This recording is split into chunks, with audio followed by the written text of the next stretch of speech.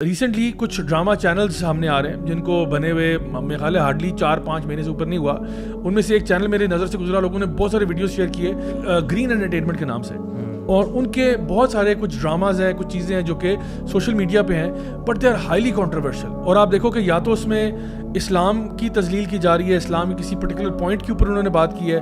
یا پھر وہ لوگ جو ہے وہ فیمنسٹ ایجنڈا کو بہت ڈکے کی چوٹ پہ پش کر رہے ہیں, جو کہ یعنی حقوق نسواں نہیں ہے, یہ وہ والا ایجنڈا جو کہ ویسٹ سے آ رہا ہے. کیونکہ ایک تو وہ ایجنڈا نا جو ہم کہتے ہیں اسلام جو عورت کو حقوق دیتا ہے وہ ہیں, اور پھر ایون ٹرانسجینڈرزم کے اوپر بھی they are trying to desensitize it through comedy, through things like that.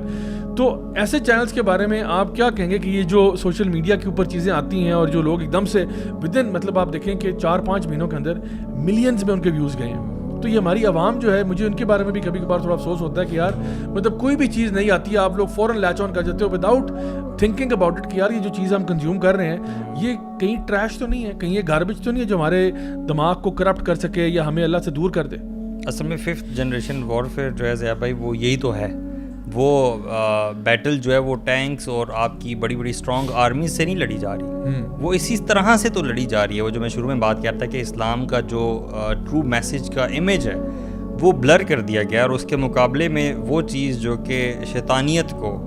شیطان کے راستے کو, اللہ سے بغاوت کے راستے کو فروغ دینے والی ہے, اس کو سامنے لایا جا رہا ہے. اور اس پہ بہت زیادہ اماؤنٹ میں وہی جیسے کہ کتنی $200 million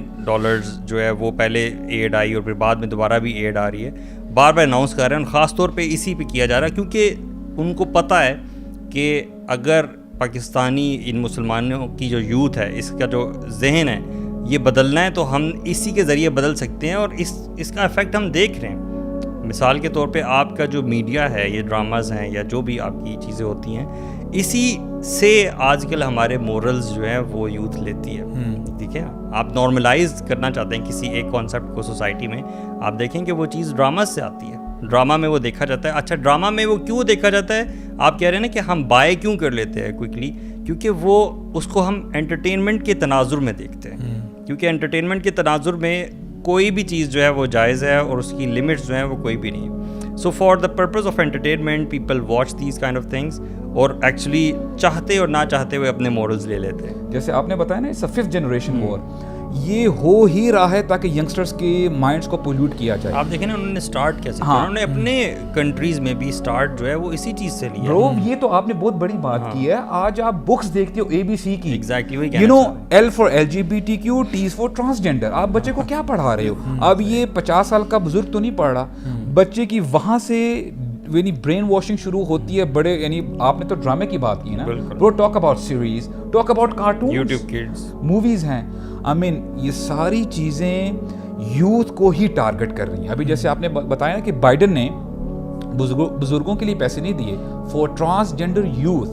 so it's high time for the youth to understand یہ جتنی بھی وار کی جا رہی ہے یہ آپ کے لیے کی جا رہی ہے, کیونکہ اب اللہ تعالیٰ ہمارے بزرگوں کو بھی صحت تندرستی دے, عافیت دے, but you know down the line 20 سال بعد 30 سال بعد آپ نے آنا پبلک فیس کے سامنے آنا ہے, آپ کے آگے بچے ہوں گے. اگر اس چیز کو نہ روکا, اس آنسلوٹ کو, پھر ڈیزاسٹر اپون ڈیزاسٹر ہوگا. یو نو پھر اب بندہ سوچ بھی نہیں سکتا.